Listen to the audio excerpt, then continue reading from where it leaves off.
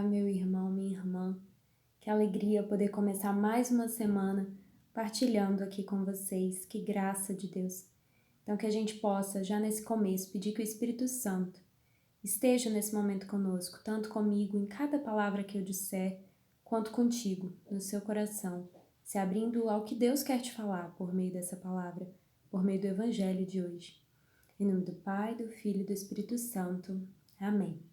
Hoje o evangelho que nós vamos partilhar está em São Lucas, capítulo 4, versículos do 16 ao 30. Esse evangelho é aquele momento que a gente começa a vivenciar, junto com o evangelista, o ministério de Jesus na Galileia. E nós temos um momento em que Jesus se dirige a Nazaré, sua cidade onde foi criado. E seguindo o seu costume, no dia de sábado, ele se dirige à sinagoga, ele entra e ele se põe de pé para ler. Ele pega o livro e desenrola o livro, porque naquela época os livros não eram como hoje em dia, eram pergaminhos desenrolados. Então Jesus desenrola e escolhe uma passagem para ler. Essa passagem é justamente a passagem que fala do Messias, do anúncio da Boa Nova, daquele sobre o qual o Espírito Santo está. Jesus lê essa passagem, ele entrega o livro ao ministro, se senta, todos mantêm os olhos fixos nele e então ele diz: hoje se cumpriu este oráculo que vós acabais de ouvir. Ele então passa a falar do seu ministério, ele passa a dizer que ele é essa pessoa sobre quem o Espírito Santo está, o Espírito do Senhor está.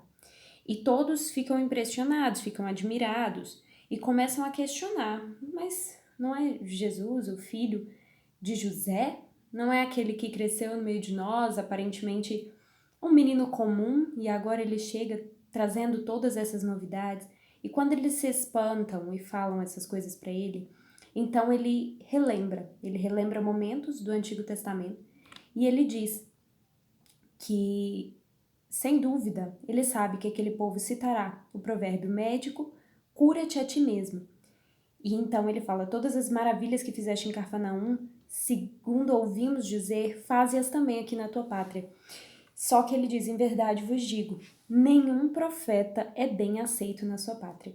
Naquele momento, ele já percebe que ele não foi bem recebido na sua própria cidade, no próprio lugar onde ele foi criado, onde ele vivenciou, onde ele conhecia todas aquelas pessoas. E ali, a exemplo do que acontecera no Antigo Testamento, ele não estava sendo bem recebido. Ele estava sendo, na verdade, visto como uma pessoa que estava contando maravilhas e que tinha testemunhos incríveis sobre os quais eles tinham ouvido falar, mas que era apenas o filho de José, aquele menino que eles conheciam. Então, todos se enchem de cólera quando ele fala essas palavras de que o profeta não é bem recebido na sua pátria.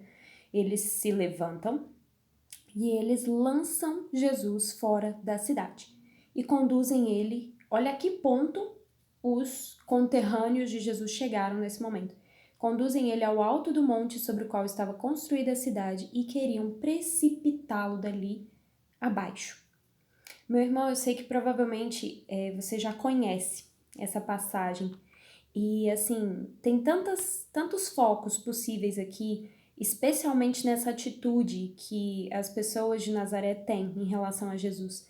Mas eu queria hoje, porque o Senhor falou no meu coração que esse seria o foco. Eu queria hoje que a gente focasse no que Jesus faz diante da atitude das pessoas de Nazaré.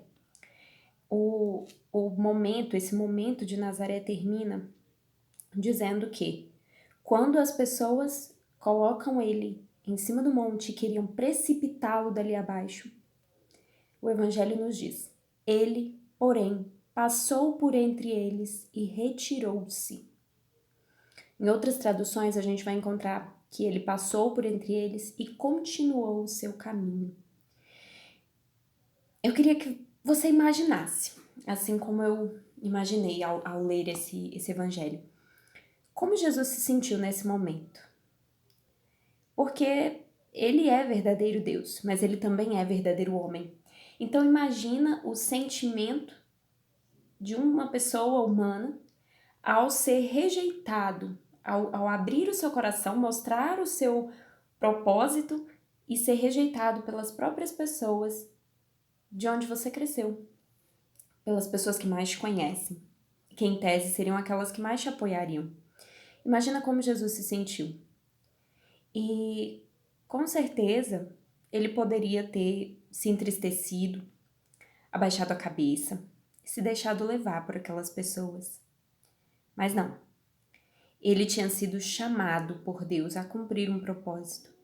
Então, ele se mantém firme. Ele passa por entre as pessoas, mesmo com o coração machucado, com certeza, e ele segue o seu caminho. Ele se retira daquela situação.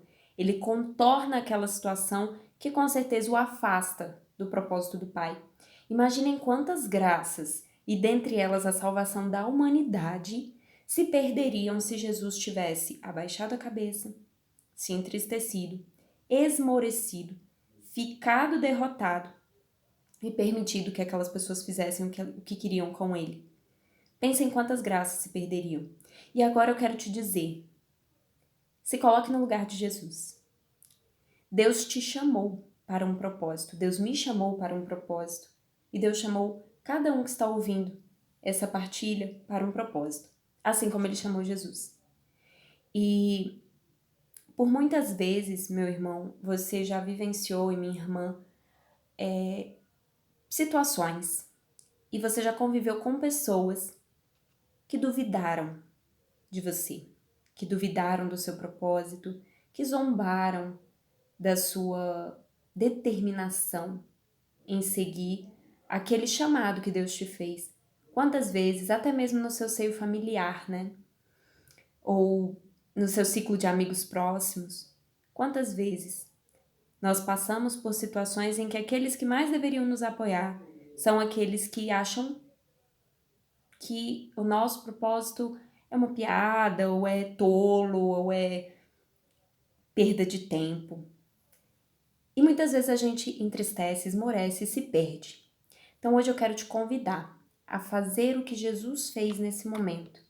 Sempre que qualquer pessoa ou qualquer situação funcionar como âncora, te prender num lugar que não é o lugar ao qual Deus te chamou, ou que qualquer pessoa zombar do seu propósito, ou tentar te desviar dele, que você faça como Jesus fez aqui. Passe por entre as pessoas, passe pela situação, contorne e siga o seu caminho. Porque quem te chamou foi Deus. Somente Deus pode ajustar, mudar a sua rota. Ninguém mais. Não são os homens, é somente Deus. Então que a gente possa, no dia de hoje, nesse mês que está acabando e amanhã começa um novo mês, nessa semana que se inicia, saber que o nosso propósito foi traçado por Deus. Pedir ao Espírito Santo discernimento para que a gente siga cada vez mais esse propósito. E também contornar, desviar daqueles que nos impedem de alcançar o céu, daqueles que nos distanciam da santidade, daqueles que por humanidades querem nos precipitar de penhascos. Nós estamos firmes, porque quem nos chamou foi o Senhor, e somente Ele pode mudar a nossa trajetória. Amém? Fiquem com Deus, a paz de Jesus e o amor de Maria. Estivemos e permaneceremos reunidos em nome do Pai, do Filho e do Espírito Santo. Amém.